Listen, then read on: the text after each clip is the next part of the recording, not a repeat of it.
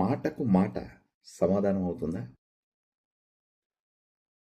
గొంతెత్తి మాట్లాడితే, బిగ్గరగా మాట్లాడితే, గట్టిగా మాట్లాడితే నిజమైపోతుందా? గెలుపవుతుందా?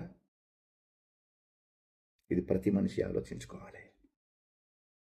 పెద్దగా మాట్లాడినంత మాత్రాన గెలుపు అనరు.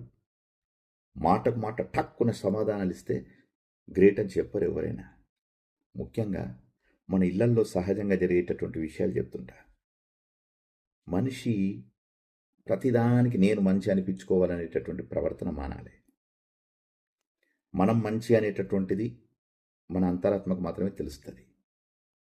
ఎవరికో ప్రదర్శించడానికి మంచి అనిపించుకోవడం అర్థం లేని మాట.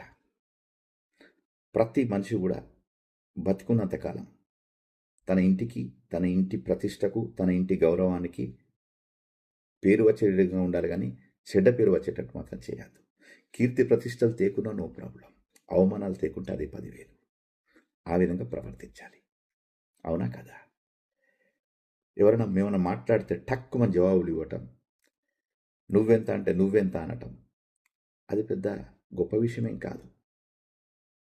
మౌనంగా ఉంటే బలహీనత కాదు, వింటే తక్కువ చేసినట్టు కాదు.